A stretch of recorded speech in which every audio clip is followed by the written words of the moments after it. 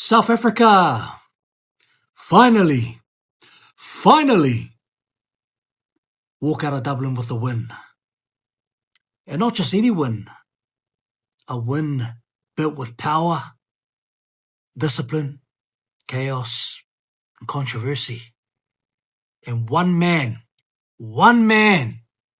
standing above everyone else, the man himself, the legend, Malcolm Marx, now officially the World Rugby Player of the Year, 2025.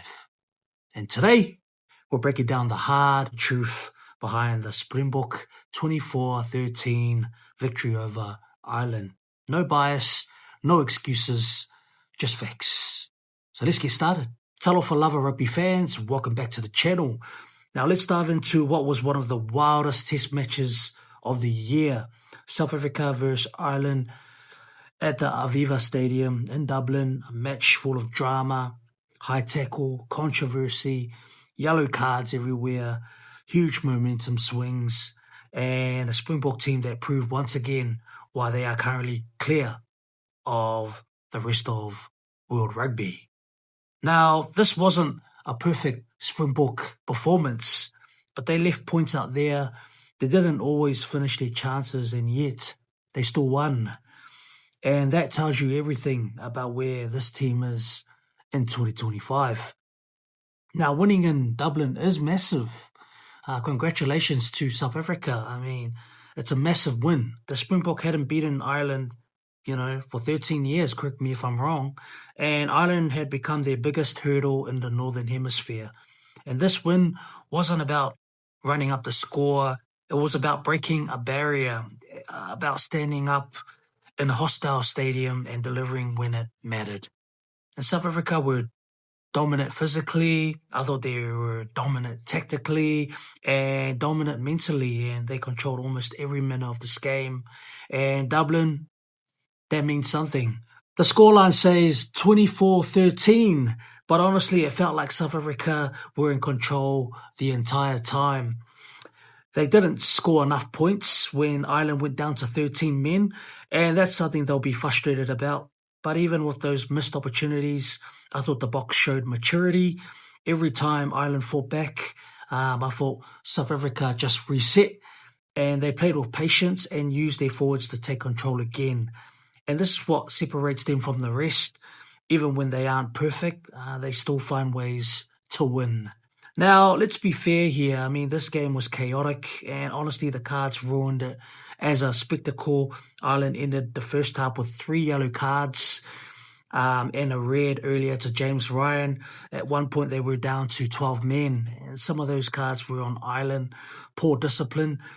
Some were tactical pressure from South Africa, and some were, again, inconsistent officiating that frustrates both teams. Jack Crowley's knockdown was cynical. Porter and McCarthy struggled in the scrum, I thought.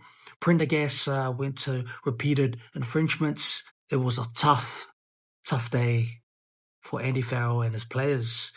They were overwhelmed physically and mentally, I thought, but credit to them. They defended with everything they had. Their effort kept the score respectable. But let's be honest, the rugby world is tired of the inconsistency. I mean, Franco Mister got a permanent red card that game against Italy for something that clearly started on the chest. And then this game against Ireland, we have Gomez Zulu leads with a tuck shoulder into Tommy O'Brien, and the officials only give a penalty. Man, that's ridiculous. I mean, the framework is supposed to be simple, but week after week, the decisions are all over the place. It's unfair on the players, unfair on us fans, and unfair on coaches. Man, World Rugby has to fix this, man. It's crazy. It's getting ridiculous now. The difference in this match was pure power. I mean, the Springbok forwards were on another planet, Boa and Venter, Malcolm Marx, Thomas du Toit, destroying the scrum. It's a Biff, Slayman, rotating like-for-like giants. Kolisi, Peter-Steph du Toit, and Visse giving Ireland no easy carries. And then the bomb squad, Kwaka Smith brings chaos, Esther Houston bringing brutality. Ireland fought, but physically they were overwhelmed. The Boks kept coming, phase after phase, scrum after scrum, and the Irish couldn't stop the tide. There was one moment that stood out for me, and it came after the match in the press conference. Rassie, the best coach in the world, he sat down and gave full credit to Ireland, and he said they'll still be 1 or 2 steps ahead of South Africa in some areas.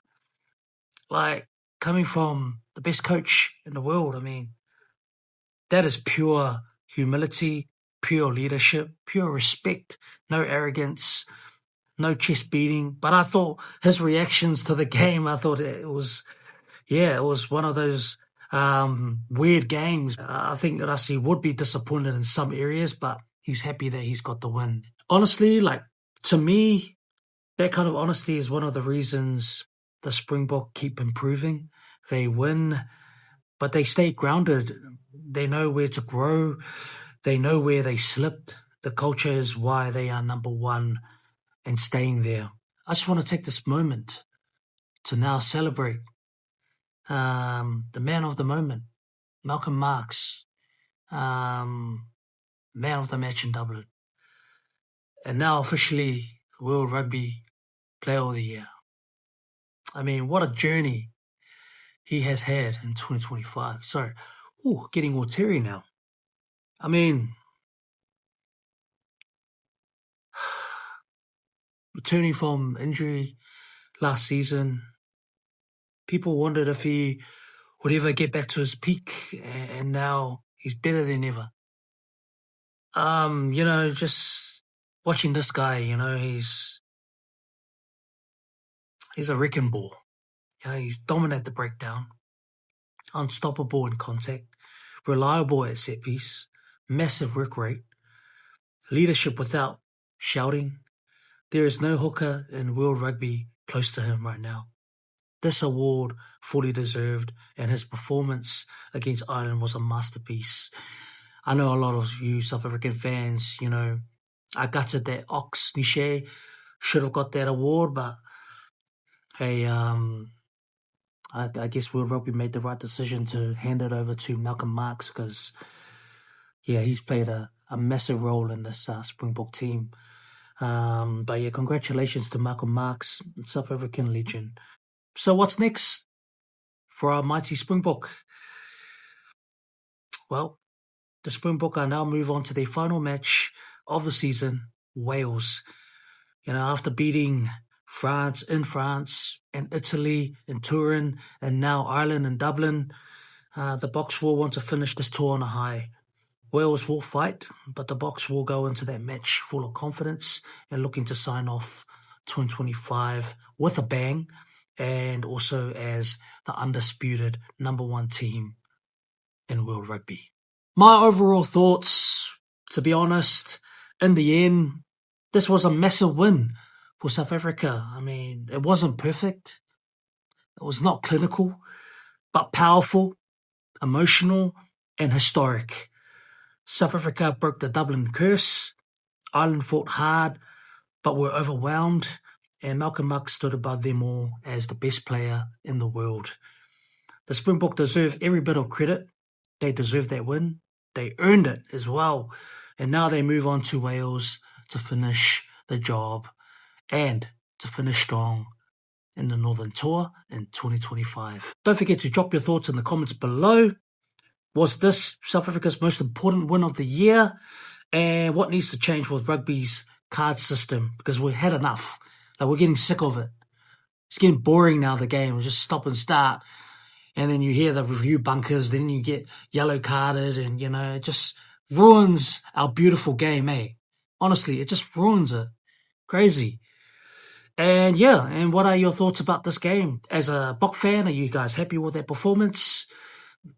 Let's be honest and let's keep the conversation going. Anyways, thanks for tuning in. Don't forget to like and subscribe for more rugby content. Don't forget, keep supporting your rugby teams and keep the rugby spirit alive. And we'll see you in the next video.